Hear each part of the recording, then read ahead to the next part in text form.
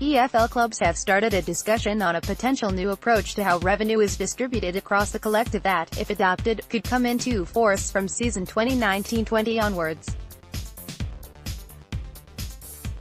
The proposals were presented to all 72 clubs at the Summer Conference 2018, and follows an agreement by the EFL Board that the matter of how the EFL shares the revenue it generates could be amended to increase the certainty of additional income for League One and League Two clubs if an agreed direction of travel can be reached.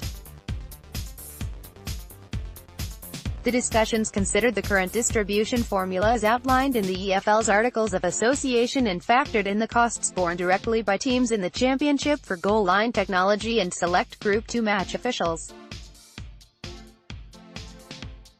The opportunity to reassess the current model has arisen, in part, due to the need to determine how domestic streaming revenue will be distributed in the long term once the full value of the proposition is understood following its launch in 2018-19 and ahead of the new EFL broadcast deal coming into force in 2019-20.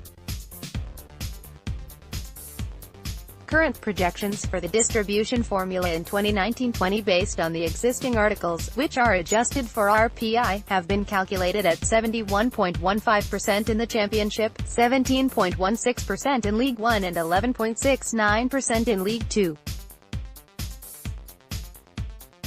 The EFL introduced two initial proposals that take into account the various income potential and expenditure factors and would look to fix the distribution formula at either the 2016-17 levels of 68.51%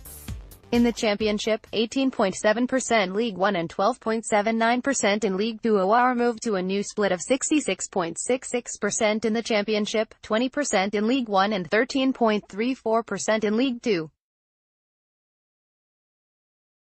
These first draft proposals have been developed on the basis that each club retains the majority of its own income from domestic streaming, 80%, whilst the costs of goal line technology and select Group 2 officials would be met centrally by the league and not by the clubs in the Championship.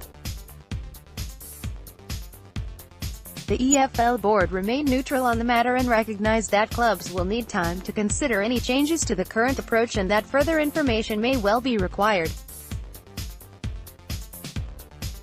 A positioning paper will be provided to clubs to consider by the end of June 2018 before the board consider feedback at their next meeting. Once this process has been completed, a specific proposal will be forwarded to clubs for their consideration ahead of further discussion in September with a potential vote on a formula change towards the end of 2018. EFL Chief Executive, Sean Harvey, said, "Today was about setting the scene and providing clubs with the relevant information so that the discussion can develop over the course of the coming weeks and months. I would hope there is enough initial detail within the draft proposals for clubs to be able to start having the necessary conversations with their boards and colleagues so we can start to understand if making a change is going to be possible. In order for any new model to take effect, it would require a change in the EFL's Articles of Association, which need the support of at least 75% of the membership."